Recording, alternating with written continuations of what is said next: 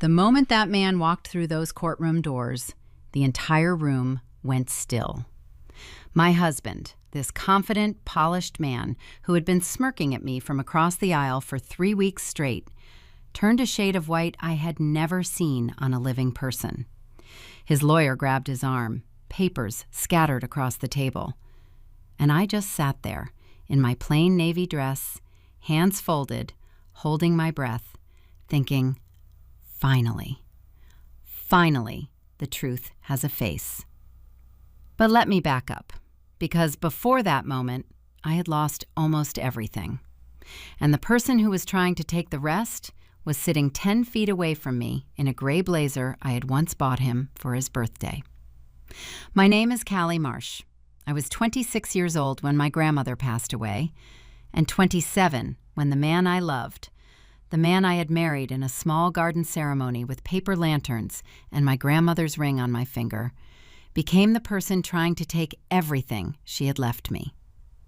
My grandmother, Dorothy Marsh, was the kind of woman people wrote songs about. Not famous songs, not billboard songs, just the kind of song a grandchild hums to herself when she's scared and needs to feel safe again. She raised me after my mother left when I was 4 years old. She worked as a seamstress for 31 years, saved every dollar she didn't spend on my school supplies and my winter coats and my birthday cakes.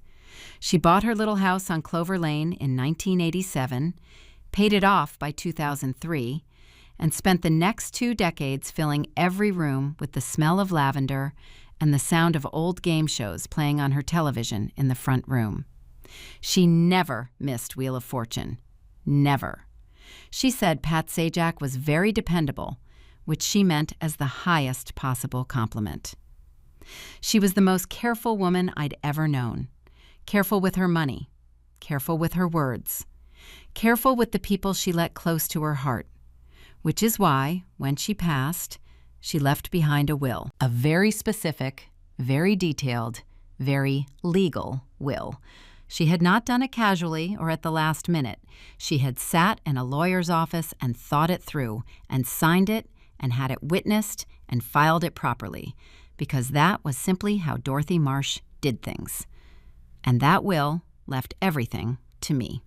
The house on Clover Lane, her savings, not a fortune by anyone's Wall Street standards, but a very real, very meaningful $140,000 that she had built from 31 years of careful work. A small storage unit full of antique sewing equipment she had collected over decades, each piece chosen with the specific joy of someone who truly loves their craft.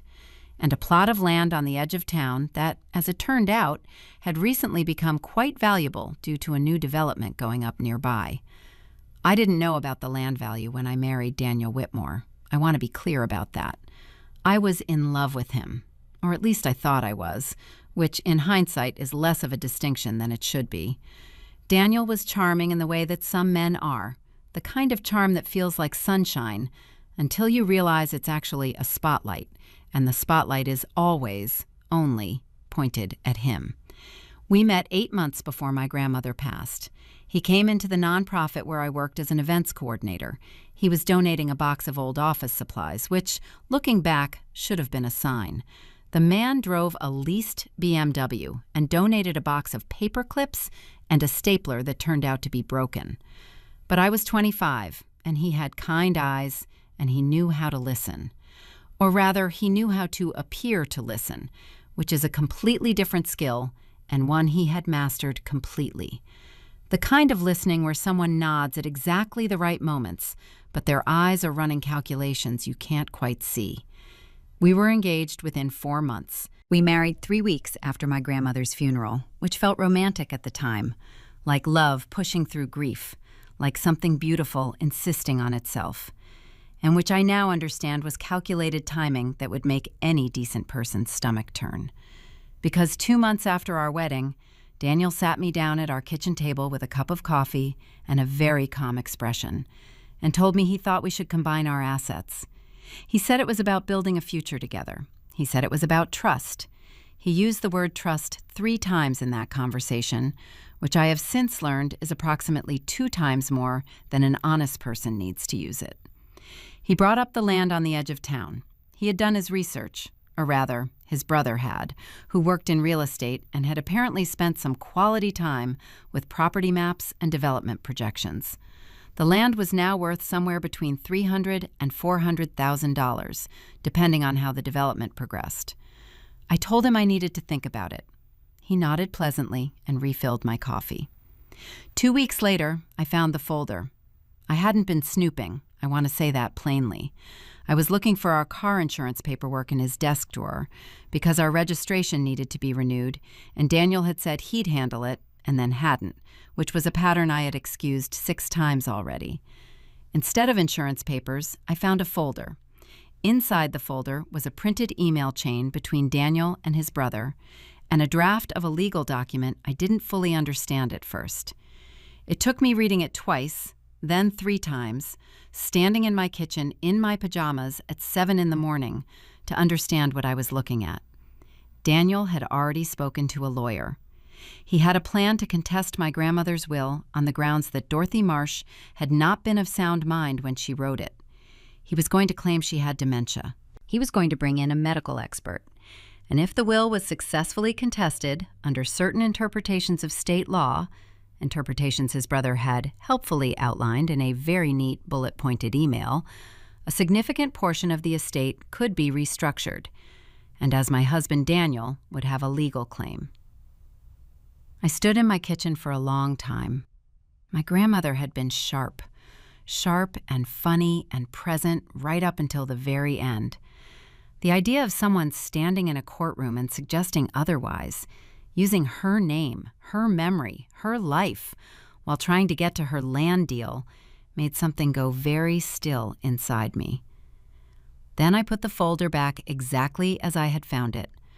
I made myself another cup of coffee, and I started thinking. My grandmother used to say, "Don't fight a liar with noise, fight them with patience." She said it was like waiting for bread to rise. You don't yell at the dough. You just know what's coming, and you let it happen on its own time. I was 26 years old. I had just buried the woman who raised me, and the man I had married was planning to drag her memory through a courtroom to get to her land. I didn't cry. I didn't confront him. I didn't pack a bag. I picked up my phone and called the one person I knew who would know what to do. But before I could even finish saying hello, she already knew something was wrong, because she was the kind of friend who reads your silence before you say a word. And what she said next changed everything. Her name was Petra Good, and she had been my best friend since the 3rd grade, when she told our teacher that I hadn't copied her spelling test. I had, just a little, the word necessary specifically, and then explained to me afterward that loyalty was more important than spelling. It was a philosophy she had maintained consistently for the next 19 years, and I had come to depend on it the way you depend on something you don't examine too closely because it's just always there, like gravity or good bread. Petra worked in a law office, not as a lawyer. She was the office manager, which meant she knew more about how legal proceedings actually functioned than most of the attorneys she managed, a fact she was very modest about and also mentioned approximately 4 times a week. When I told her what I had found, she was quiet for a moment that felt very long. Then she said she was coming over. She arrived 40 minutes later with a yellow legal notepad, a container of leftover pasta, and an expression on her face that I recognized from 3rd grade. It was the expression that meant she was paying very close attention, and you should not, under any circumstances, underestimate her. We spread the photographed contents of the folder across my kitchen table. I had photographed everything on my phone before putting it back exactly as I found it, and Petra went through it piece by piece. When she finished, she looked up at me over her reading glasses, which she had recently started wearing and was not entirely at peace with. She said they made her look like a librarian. I told her librarians were extremely formidable. She considered this and seemed comforted. "This is serious," she said, "but it is not impossible." What I didn't know yet, what neither of us knew, was that Daniel had already set things in motion far earlier than I'd understood. He hadn't waited. While I was going to work every morning and cooking dinner every evening and pretending I hadn't seen a thing, he had already filed a preliminary motion to contest the will. I found out when the envelope arrived at our house addressed to both of us. Daniel opened it at the kitchen counter while I was making eggs. He read it, folded it neatly, and set it down. Then he turned to me with that calm expression, the one I had once thought was steadiness and now understood was calculation, and said he thought it was time we talked about my grandmother's estate. I said I agreed completely. He looked slightly surprised. He had expected resistance. He had prepared for tears, for arguments, for a version of me he could manage and redirect. What he got was me, quietly eating my eggs, nodding along, agreeing that yes, we absolutely should talk about it. With lawyers present, of course, since things had apparently already become legal. He recovered quickly. He said that was very mature of me. I said thank you and asked if he wanted the last piece of toast. He didn't realize in that moment that I had already called my own lawyer the day before.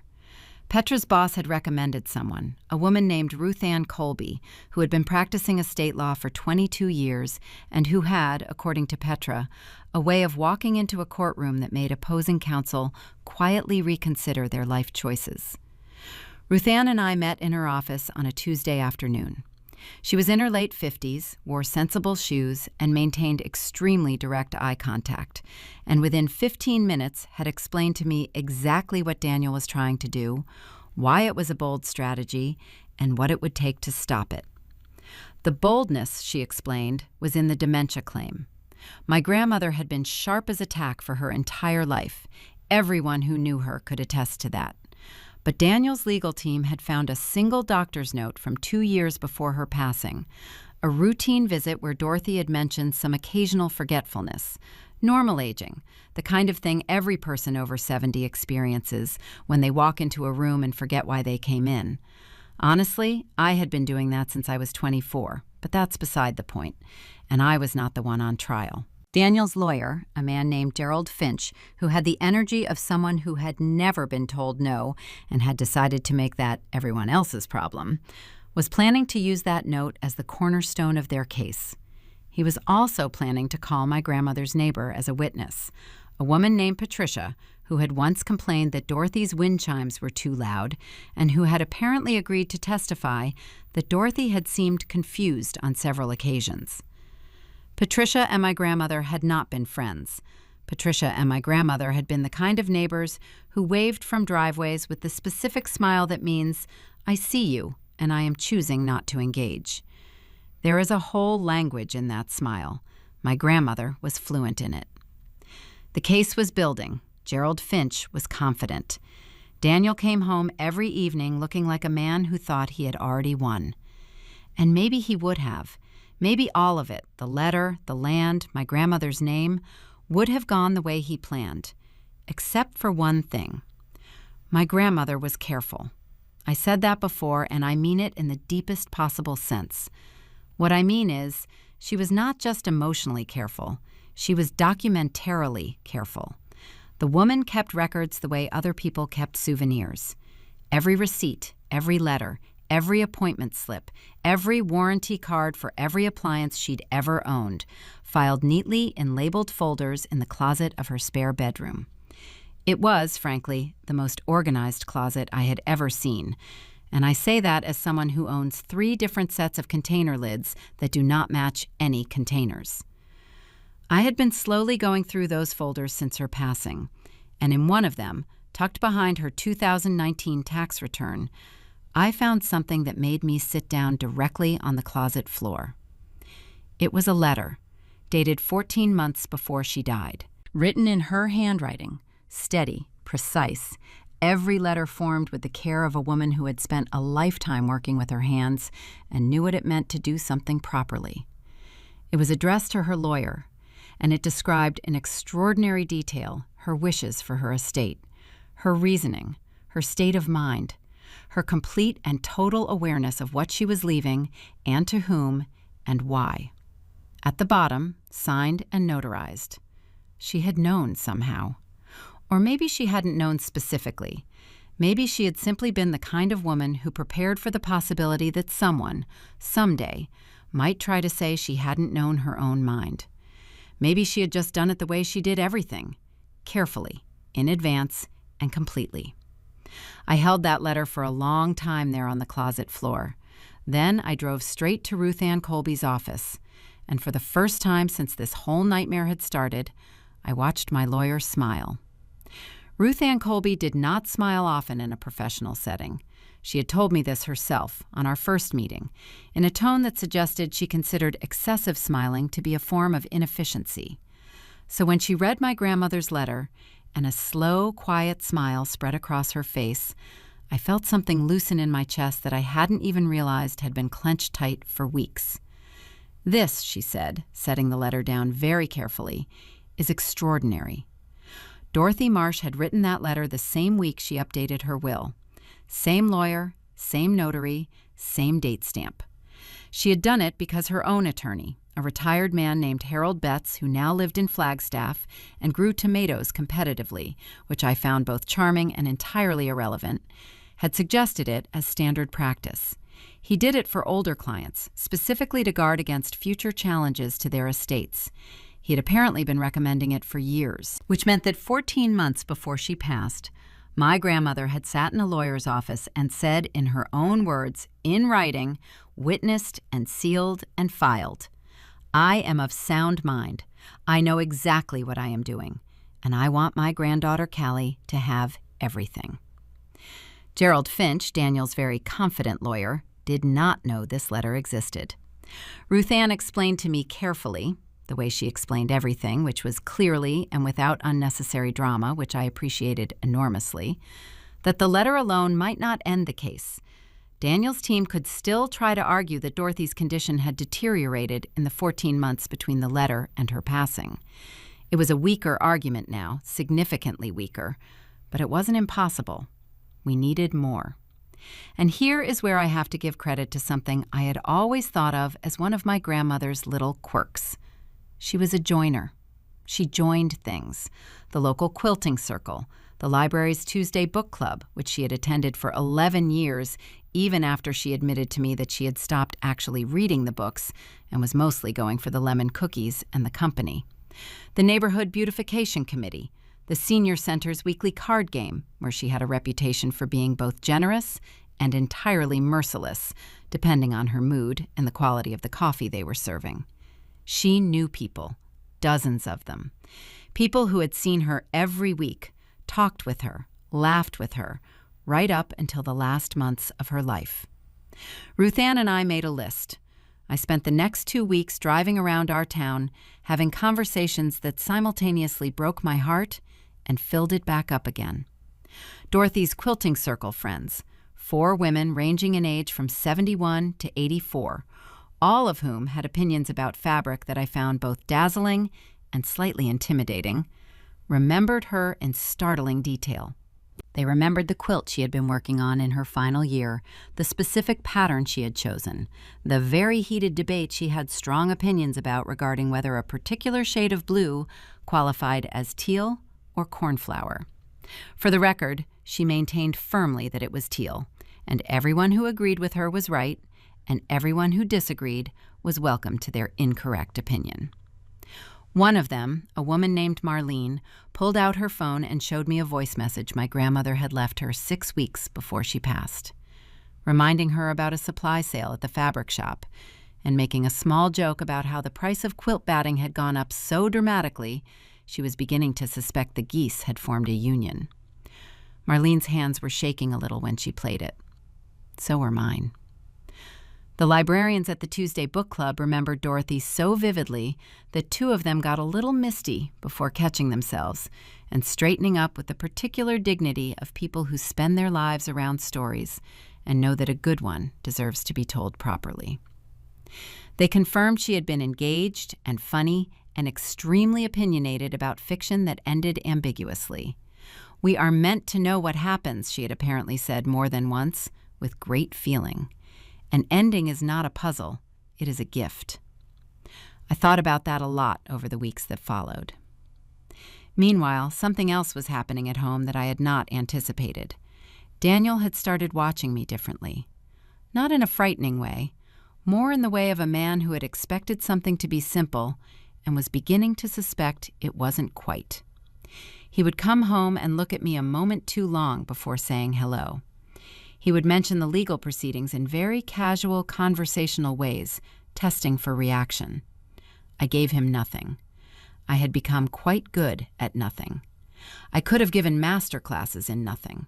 I cooked dinner, I asked about his day, I watched television and laughed at the right moments. And every morning, while he was in the shower, I photographed or transcribed anything useful I came across and sent it directly to Ruth Ann. Petra thought I deserved a medal, possibly a bronze statue in the town square. I told her this was excessive. She said I was being modest, and she was right. If you're finding this story interesting so far, thank you from the bottom of my heart for being here.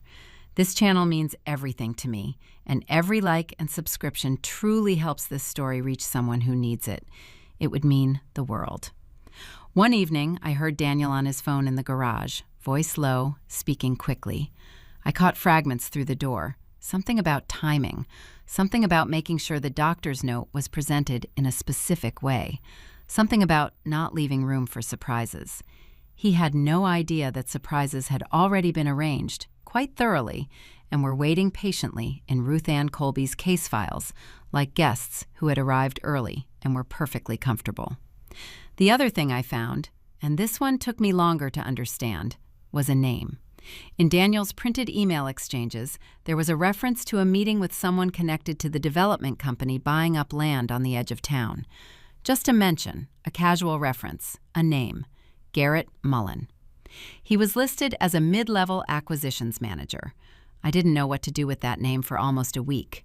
Then Petra, who has an almost alarming gift for connecting dots that most people wouldn't notice were in the same picture, reminded me that the development company had recently been in the local news. Not for anything scandalous, just for a standard zoning approval meeting where several residents had spoken in opposition. One of the speakers listed in the public meeting minutes was named Garrett Mullen. He had spoken against the development. He worked for the development company. That was interesting. I forwarded the meeting minutes to Ruth Ann and asked if she could look into it. She called me back within the hour. Her voice was different, measured in a very specific way that meant she was working hard to stay calm.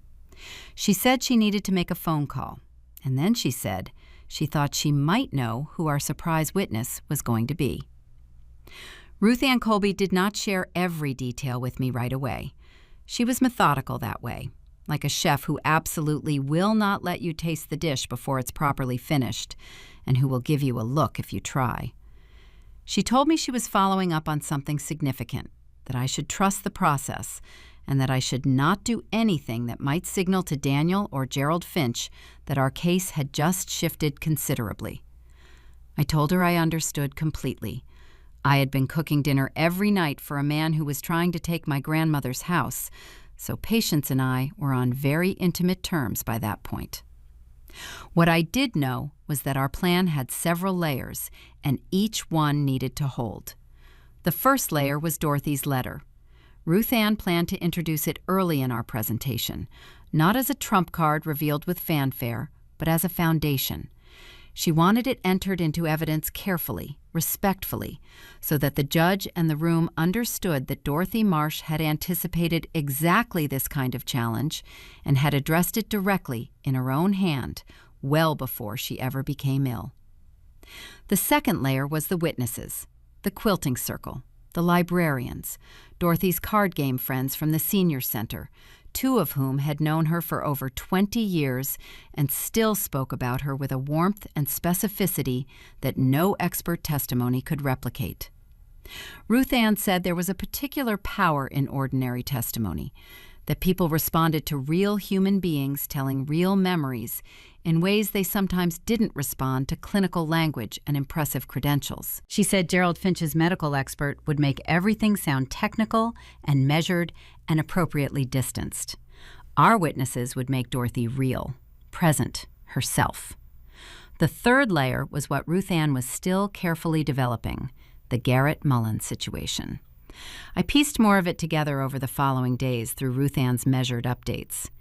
Garrett Mullen had not had a comfortable relationship with his employer for quite some time. He had raised concerns internally, specifically about how the company had approached acquiring land in our area, including certain tactics used with landowners that had, in his view, crossed ethical lines. He had submitted a formal internal complaint. He had been quietly moved to a less visible role in response, which is the corporate version of being pointed toward a very small and inconvenient corner and asked to stay there. His appearance at the zoning meeting had not been a rogue act. It had been the act of someone who had already tried the proper internal channels and found them unhelpfully closed. More relevantly, and this is where my hands went a little cold when Ruth Ann told me, Garrett Mullen had documentation, records of internal communications involving the company's leadership and discussions about the land on the edge of town. And in those communications, there were references to a private individual who had approached the company claiming he would be able to facilitate the acquisition, an individual who had presented himself as someone with authority over the property, someone with a plan. That individual was Daniel. Garrett Mullen had records of those conversations dated 17 months before the hearing, 4 months before my grandmother passed away, while Daniel and I were still dating, before he had any legal claim, before there was even a will to contest. Daniel had gone to the development company and essentially told them he could deliver the land. He had given them a timeline. He had described the path to acquisition, and he had, this was the part Ruth Ann said quietly and precisely, implied that the current owner's capacity was in question and that a legal process would shortly remove any obstacles. He had built this plan before we were married, before my grandmother was gone, while he was still bringing me coffee and learning my grandmother's name. I sat with that for a very long time. What I felt wasn't quite the dramatic, shattering heartbreak you might expect. I think I had been grieving the marriage quietly, in the background, for months, underneath all the patience and the careful nothing face and the dinner cooking. What I felt instead was something simpler and cleaner. Clarity. The kind that comes when the last piece of a picture you've been building finally settles into place and you can see the whole shape of it. I was ready. Ruth Ann filed our legal responses with precise, almost elegant timing. She didn't reveal everything at once. She let Gerald Finch believe he held the stronger hand. He walked into every pretrial meeting with the ease of a man who found the whole thing slightly routine because he already knew how it ended. Ruth Ann was pleasant, thorough, and gave absolutely nothing away. Gerald Finch had apparently described her to a colleague, and this was reported back through Petra's law office grapevine, which was thriving, as capable but limited. Petra and I both agreed this was extremely funny and also extraordinarily useful, because it meant he had underestimated her so completely that he hadn't bothered to prepare for her properly. Daniel at home had grown quieter, satisfied quiet, the quiet of a man who thinks he is about to get what he wants. He came home some evenings almost gentle, which was its own strange thing to witness. This version of him that appeared when he thought he was winning. Almost the man I thought I'd married. I reminded myself of Garrett Mullen's records. That helped. 3 weeks before the hearing, I moved out. I stayed with Petra, who had graciously converted her second bedroom from a home office and general overflow situation into something approaching a guest room, complete with a brand new pillow she presented with the energy of someone giving a very meaningful housewarming gift. I left Daniel's house on a Thursday while he was at work. I left a note on the kitchen counter that said simply that I had retained legal counsel and would be in touch through my attorney.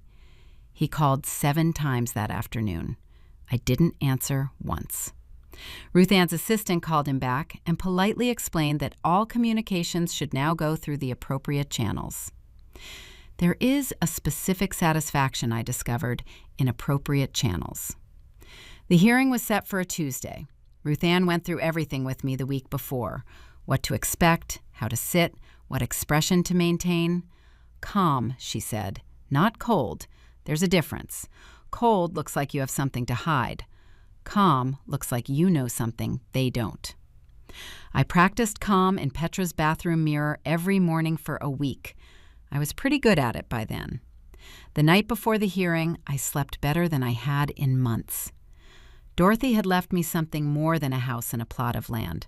She had left me a letter that said she saw clearly, that she knew exactly what she was doing, that she had prepared for the possibility that someone would try to say otherwise. She had always been a step ahead. What I didn't know, the one thing I still didn't know going in, was exactly who was going to walk through those courtroom doors, or what their presence would do to the two men on the other side of the aisle. I was about to find out. The courtroom was smaller than I had expected. I don't know exactly what I'd been imagining. Something from a television drama, maybe, with high ceilings and dignified wood paneling, and a bailiff who looked like he'd heard every human story and found them all equally interesting.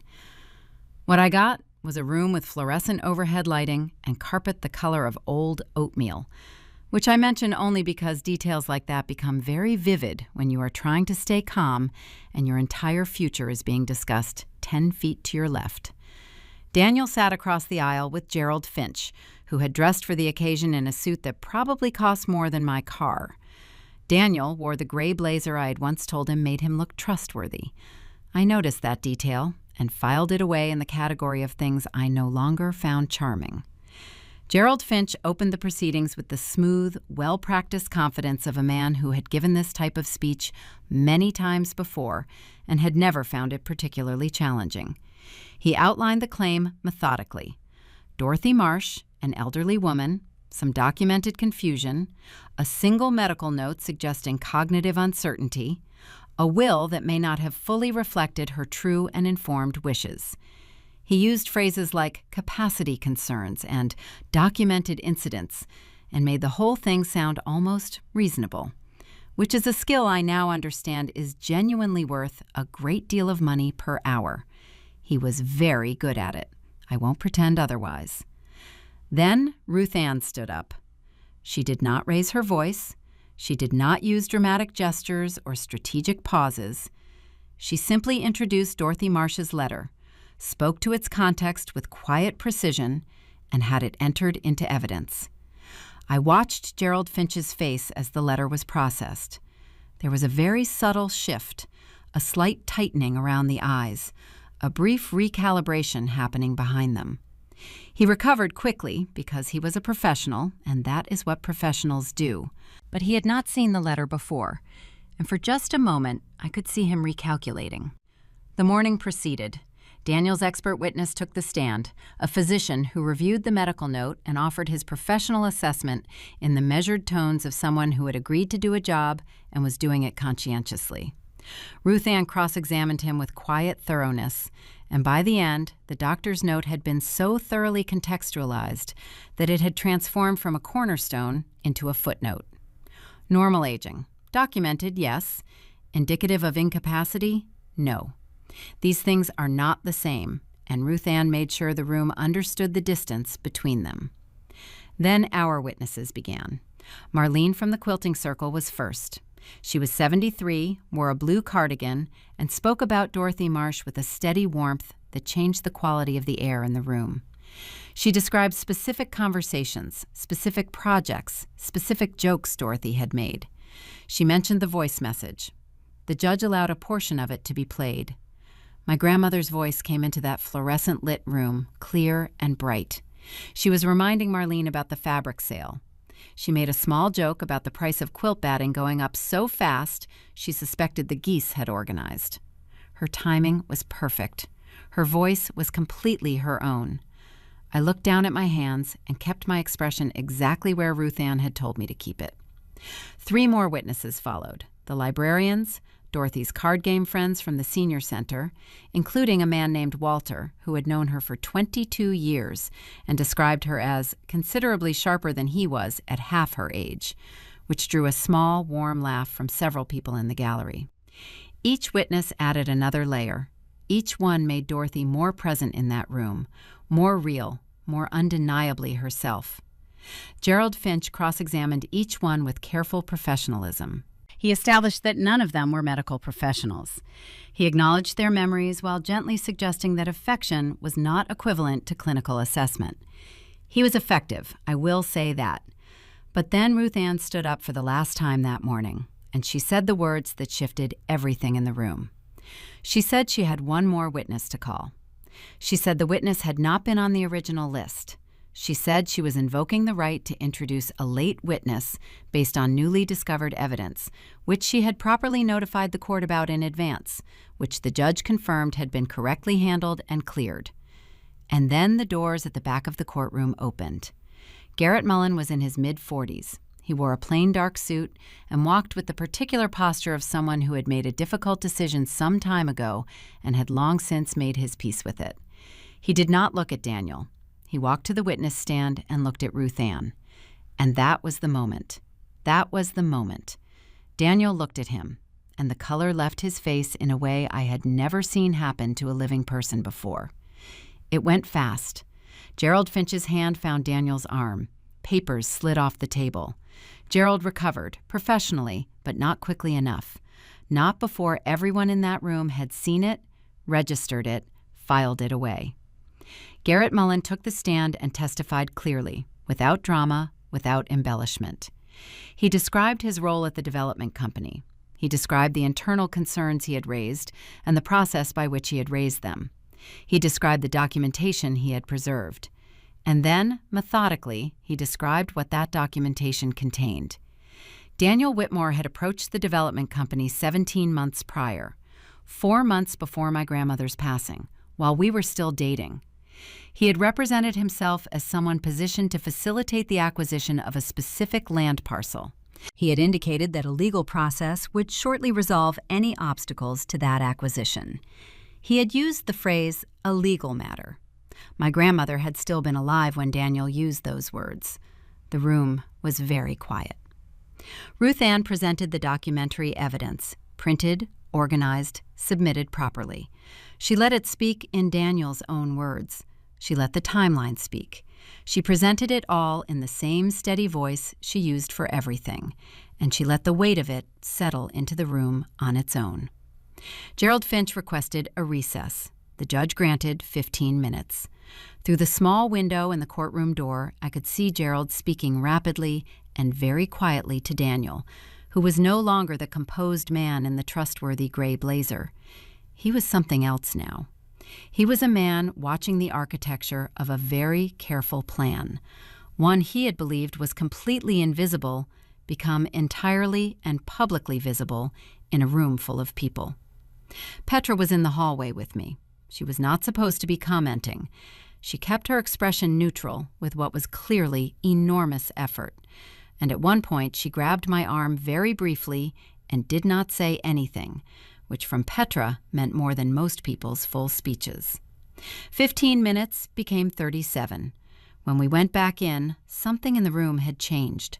I couldn't have described it exactly. It was in the air, in the quality of the silence, in the way people were sitting. Everyone could feel what had just happened. And what had just happened was this. My grandmother, who had been gone for over a year, had just walked into that courtroom and told her own story. Through her letter, through the people who had loved her, through the careful, quiet records of a woman who had spent her life doing things properly. She had prepared for this. She had known, in her way, that she needed to, and she had. The recess lasted 37 minutes instead of 15, and every one of them felt like its own small eternity. When we returned to the courtroom, Gerald Finch stood, and in a tone that had lost a significant amount of its earlier ease, informed the court that his client wished to revisit the terms of the proceedings. What followed was 3 days of negotiation that I was not present for, because that was Ruth Ann's territory entirely, and she managed it the way she managed everything, thoroughly, without drama, and with outcomes that suggested she had prepared for every possible response before they had the chance to offer it. Daniel withdrew the will contest. Not gracefully, and not without conditions, and back and forth, and the particular stalling that happens when someone is trying to find a version of losing that doesn't look exactly like losing. But he withdrew it. The evidence Garrett Mullen had provided, Daniel's own communications, his own timeline, his own words describing a plan to clear obstacles from a land deal while my grandmother was still alive, had not constituted criminal fraud in the strict legal sense, but it had constituted something that made continuing the contest not just difficult, but actively dangerous to Daniel's own standing. Ruth Ann had made sure he understood this clearly. Gerald Finch had made sure he understood it. By the end, Daniel understood it completely. In exchange for the withdrawal, Daniel's team asked that Garrett Mullen's testimony not be forwarded to any additional legal bodies. Ruth Ann countered. There was negotiation. In the end, Daniel withdrew fully and unconditionally, signed documents acknowledging the complete validity of Dorothy Marsh's will, and agreed to a legal separation that included a financial settlement in my favor. It was not a vast sum. We hadn't been married long. There was not much to divide. But it was enough to cover my legal fees and a meaningful amount more. He also had to return my grandmother's ring. That was my specific condition, and Ruth Ann had included it with the quiet efficiency of someone who understood precisely how much that ring mattered. It arrived via courier in a small padded envelope. When I opened it and saw it sitting in its little box, the same ring I had watched on my grandmother's hand for the first 26 years of my life, I finally cried. Not the sad kind, the other kind, the kind that you have to earn. The land remained mine. The house on Clover Lane remained mine. The savings account remained mine. The storage unit of antique sewing equipment remained mine. And though I had no clear plan for it at the time, I have since sold a portion and donated a portion and kept one small, beautiful machine that sits in my apartment on difficult days and makes me feel considerably less alone. The development company, it turned out, decided against pursuing the land acquisition after Garrett Mullen's testimony attracted a certain amount of attention and scrutiny they had not anticipated. His internal complaint was re-examined. He was eventually moved to a different position, though his situation there remained complicated in ways that were entirely outside my story. I hope, for what it's worth, that things improved for him. He did something that took real courage. Patricia, the neighbor who had agreed to testify against my grandmother based on some old wind chime grievances, did not end up testifying. By the time the case dissolved, there was nothing for her to testify about. Dorothy's Quilting Circle friends heard about her agreement to appear, however, because small towns have their own efficient and thorough communication systems. From what I understand, Patricia was no longer included in the Neighborhood Beautification Committee meetings, not by any official decision, simply by the quiet, organic, deeply satisfying mechanism of people knowing what she had been willing to do and adjusting accordingly. Sometimes the community does the work for you. My grandmother would have called that tidiness. Daniel moved across the state within a few months of the settlement. I don't know the specifics of his life now, and I mean that with complete sincerity. I am not curious in the way I expected to be.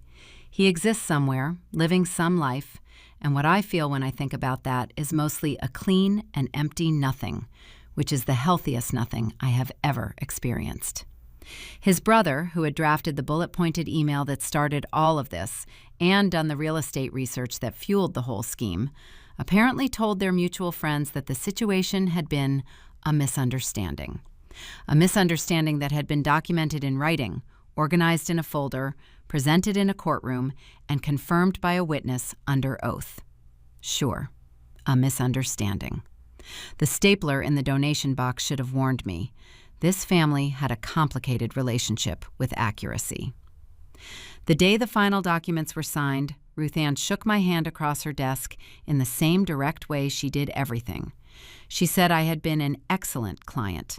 She said I had been patient and careful and had not done anything impulsive, which in her experience was significantly rarer than it should be. I told her my grandmother had taught me that. She said that was apparent.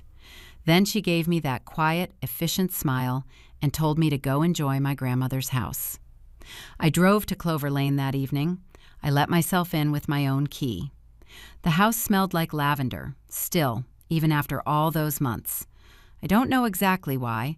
perhaps from some product still tucked in a cabinet somewhere, or perhaps from something that had simply lived in the walls for so long it had become part of the structure, embedded there after decades of a careful woman making a careful home.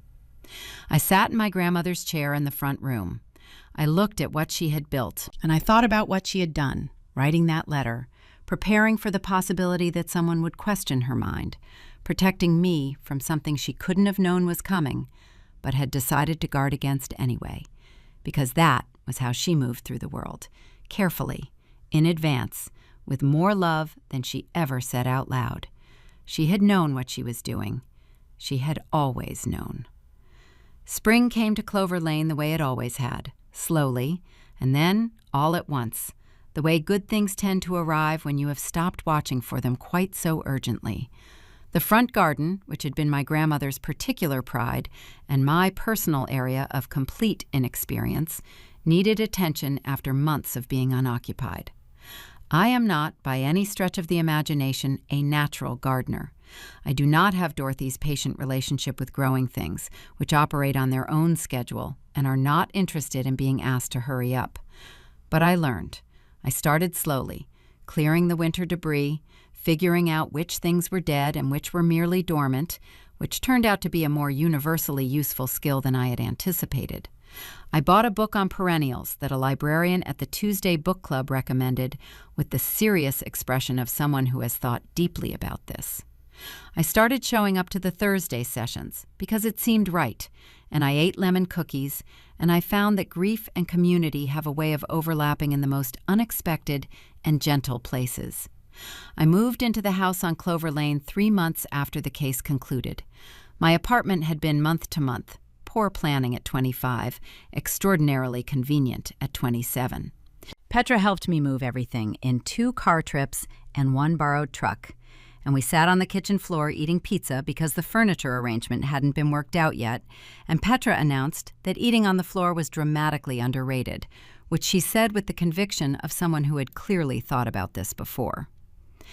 I found things I hadn't found before, going through the house more slowly this time, with more attention and more time. Boxes of photographs, Dorothy Young, before I was born, before my mother was born, standing in front of houses and next to cars, and at parties where everyone wore very good hats. The kind of photographs that remind you that the people you loved had entire lives before you arrived in them, and that those lives were full and real and worth remembering. I found her recipe cards in a small wooden box, written in that same precise, beautiful handwriting. I made her lemon cake 3 times before it tasted close enough to make me feel I had actually learned something. The 4th time I made it, I brought a piece to Marlene, who took 1 bite and said Dorothy would have been very pleased. And I had to excuse myself for a moment to collect myself in the hallway, which I did successfully and with dignity. I found the quilts, dozens of them, folded carefully in a cedar chest in the spare bedroom. Some finished, some not. And in a basket beside the chest, the quilt Dorothy had been working on in her final months, the one Marlene had described, blue and cream, a pattern called Wedding Ring. I had complicated feelings about that name for about a week, and then I decided the quilt was older and more beautiful than my problems and deserved better than to be left unfinished. I completed it, very badly at first, and then considerably less badly, with Marlene's patient guidance on Wednesday afternoons. When it was done, I put it on my bed. I slept under it. And in a way that didn't require explaining to anyone, I felt exactly where I was supposed to be. Here is what I know now, at 27, having gone through something that took me apart and then left me, surprisingly, in better shape than I started. My grandmother was a careful woman, careful with her money, her words, her time, her love, and her legal documents. She prepared for things she hoped would never happen, because she understood that preparation was a form of love. Love extended forward in time, into a future she wouldn't be there to protect. Daniel Whitmore was a man who looked for shortcuts through other people's hard work. He was skilled at appearing otherwise, and I let myself be fooled by that skill, and I have made my peace with that. Being willing to trust people is not a flaw. Being the person who exploits that trust is. And those two things should never be confused. The land on the edge of town is still mine. The development never happened as planned.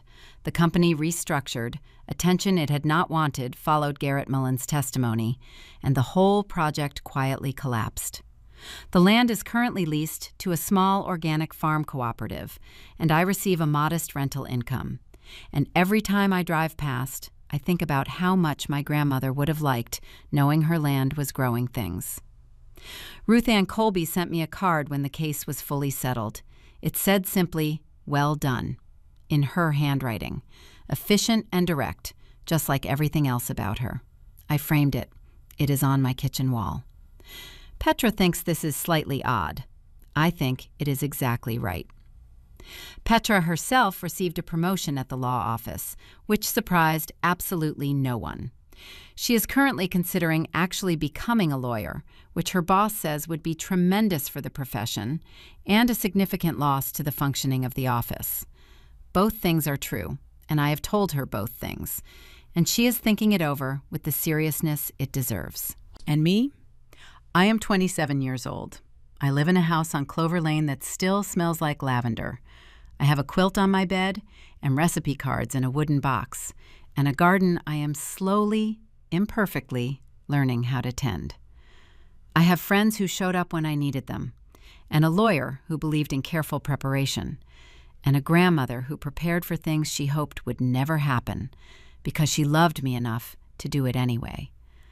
I did not win because I was louder than Daniel, or more ruthless, or better connected.